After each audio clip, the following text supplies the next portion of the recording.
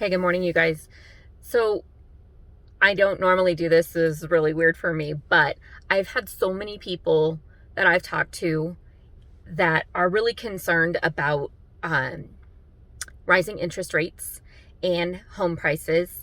And someone just told me last night, now that interest rates are going up, home prices are going to come down. And I guess I just wanted to take a moment to get on here and make sure that my clients, my friends, the people I care about, my community understand something that is different now.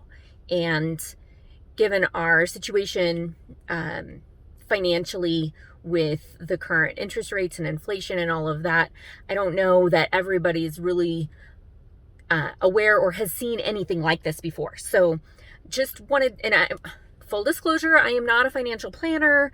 I'm not a banker. I'm just like you. Like I buy houses on occasion, and I have to make my payments, and I have to buy gas and milk sometimes when I don't have a cow and milk. But gas and milk and clothes and all of these things that all of you guys are dealing with. So anyway, to make it quick, here's what I just want you to consider. We don't have enough homes. We all know this. We could build homes all day, every day between now and the next 10 years, and we're still not going to have enough homes because the millennials who have waited so long to join the housing market because of all the junk they've seen have just kind of been delayed, but now they're in a position where they're getting out and they're buying homes. Well, then COVID hit and they thought maybe this isn't a good time, and interest rates were so low for so long that we kind of got lulled into a sense of security. Well, when you mix together the fact that home availability is low, interest rates are rising, inflation is skyrocketing, it's just a recipe for disaster. And it sounds like it's just against the buyers, but remember, a seller typically is also a buyer. They've got to live somewhere. People are moving out of their mom's basement, not back into them, hopefully. So there's a lot of competition, and people are suggesting maybe they'll wait. Maybe I'll wait until this levels off. Sweet, sweet friends, it's not happening. I mean, it may level off somewhat, but it is not going to go down. Prices are not going to go down. Supply is not going to dry up just because we suddenly have higher interest rates. Now, that's the bad news. Let me give you some good news. The good news is that though interest rates are higher, I think my car is coming, waiting outside a showing. But although interest rates are higher than they have been, they are still much lower than when I bought my first house. Quite a while ago.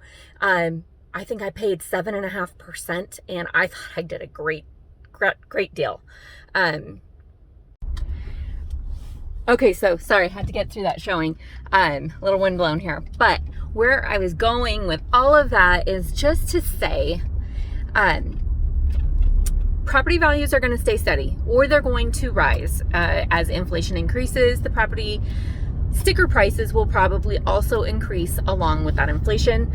But don't be alarmed, because the price that you would be paying to borrow money, the price of money, is your current interest rate, and that is still markedly lower than the current inflation rate. And that's the inflation rate they're reporting today. That's not the inflation rate that it's actually going to be once things start leveling off, and once the price of fuel starts truly affecting the price of everything else that requires fuel to get to market. So based on all that, I'm still saying the only better time than right now to buy a house is in the past. So the longer you wait, the more you're going to pay for a price, the more you're going to pay for interest, and the more you're going to be obligated to pay out every month, which is going to limit the amount of home you're going to buy because you're going to be spending on your loan instead. So do it now. If you're sitting on the fence, I really want to sell my property because the value is great, but I don't want to have to buy at this high price, get over it. Just sell your house, get into your other house, inflate it, borrow as much as you can. Obviously, not a financial planner. Everyone's individual. Consult with your own financial planner, accountant, investment advisor, all of that. And then consider, how long are you going to be in the home? How long are you going to be earning your income? If you can, your money's never going to be worth more than it is today.